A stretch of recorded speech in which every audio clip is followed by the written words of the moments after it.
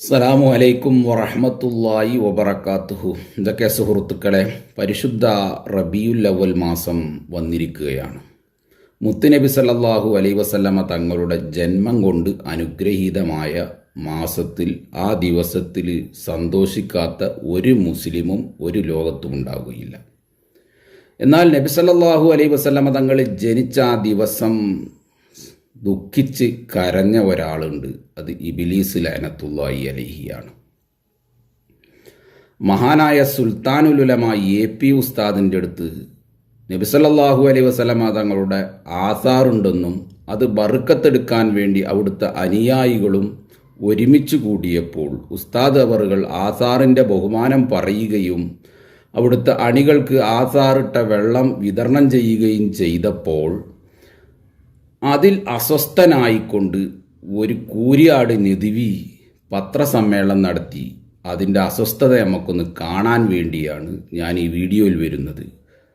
അതൊന്ന് കണ്ടു നോക്കും. അല്ലാത്ത പശ്ചാത്തലത്തിൽ പിന്നെ മുടി നീണ്ടില്ലേ എന്നൊരു പ്രശ്നം ഉദിക്കുന്നില്ല. കാരണം ഇതിൻ്റെ അസ്തിത്വം തന്നെ വ്യാജമാണ്, നിവേദക ശൃംഖല ഇല്ലാത്തതാണ്. അതുകൊണ്ട് അത് അപ്പാടെ 100% നിഷ്കരുണം മുസ്ലിം ലോകവും പൊതുസമൂഹവും തള്ളിക്കളയേണ്ടതാണ് എന്നാണ് നമുക്ക് പറയാനുള്ളത്. ഇപ്പോൾ എന്തോ അറിയില്ല, പുതിയ എന്തോ കച്ചവട സാധ്യതകളോ കണ്ടിട്ടായിരിക്കണം ഇത് വ്യാജമുടി അതിന് 1/2 സെൻറ്റിമീറ്റർ നീളം കൂടി എന്നൊരു അവകാശവാദവുമായി ഇദ്ദേഹം രംഗത്ത് വന്നിട്ടുണ്ടായിരിക്കുമോ എന്നാണ് നമ്മൾ ന്യായമായി ഇവിടെ. കേശത്തിന് ഇസ്ലാമിക കാഴ്ചപ്പാടിൽ പവിത്രത ഉണ്ട്. പക്ഷേ ആ കേശം ഒരാളുടെ കയ്യിലുണ്ടെങ്കിൽ അയാളുടെ കയ്യിൽ അതിൻ്റെ നിവേദക ശൃംഖല ഉണ്ടായിരിക്കണം എന്നതാണ് മുസ്ലിം ലോകത്ത് അംഗീകരിക്കപ്പെട്ട വ്യവസ്ഥ.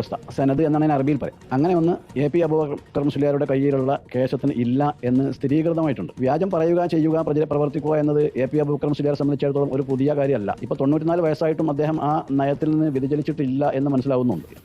ഓ വഹാബുദ്ദീൻ സാർ, ഞങ്ങളെ ശൈഖുന അതിൻ്റെ സനദ് പരസ്യമായി വായിച്ചിട്ടുണ്ട്. അത് കേട്ട ജനങ്ങളുമുണ്ട്. അതേ സമയത്ത് അതിന് അന്നത്തെ കാലത്തും കൊഞ്ഞലം കുത്താൻ വേണ്ടി വന്നിട്ടുണ്ട് താങ്കൾ. ആദാ സനദും മിന്നി അന എന്ന് തന്നെയാണ് വായിക്കേണ്ടത് എന്ന് പറഞ്ഞുകൊണ്ട് നിങ്ങൾ വായിച്ചതും ഞങ്ങൾക്ക് ഓർമ്മയുണ്ട്. നിങ്ങൾ ഞങ്ങളെ ശൈഖുന ഉസ്താദിൻ്റെ 94 വയസ്സിൽ നിങ്ങൾക്ക് അസ്വസ്ഥതയുണ്ട്, അസുഖയുണ്ട് അല്ലേ? മറ്റാൾ കരഞ്ഞതുമാതിരി നിങ്ങൾക്ക് അല്ലേ? ഹോ നദിവി ഹാസിബു കബുലാൻ ഹാസിബുക്കും എന്ന് കേട്ടിട്ടില്ലേ?